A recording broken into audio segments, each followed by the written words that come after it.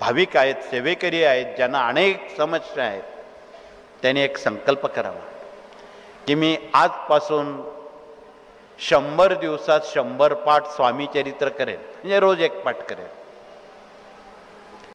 त्यांना अनुभूती तर फार लवकर येईल. ज्यांना खूप समस्या आहेत त्यांनी 108 पाठ 108 दिवसात केले तर एकही समस्या महाराज शिल्लक ठेवणार नाही. त्याला प्रश्न लिहायची वेळ येईल.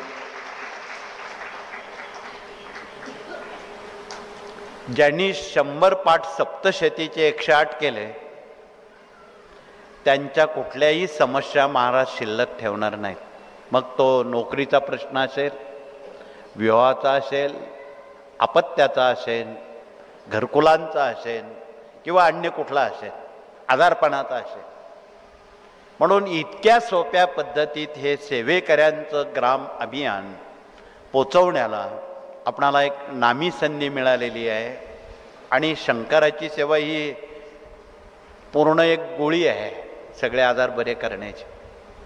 कुणी व्यसनाधीन असेल, कुणी आजारी असेल, असल्या लोकांना, कुणी हट्टी तापट असेल, कुणी चोरून व्यसन करणारे तुमच्या घरात सदस्य असतील, त्यांना जर 1-2 चमचे शंकराच्या पिंडीवर केलेल्या अभिषेकाचं तीर्थ दिलं, महिन्याभरात सुंटे वाचून खोकला जाईल.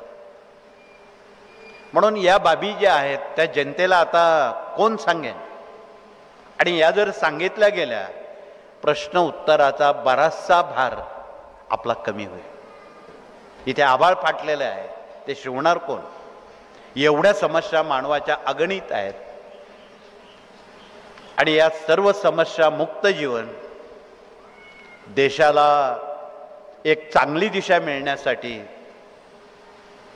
हा देश पूर्वपदावर येण्यासाठी हा एक राष्ट्रीय उपक्रम आहे. आणि या देशामध्ये महानगरांमध्ये वृद्धाश्रम खूप वाढीस लागलेत.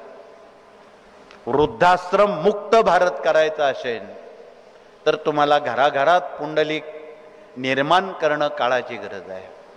म्हणून विद्यार्थ्यांना, तरुणांना या कार्यानं जवळ आणण्यासाठी बहुविध योजना राबवलेल्या आहेत.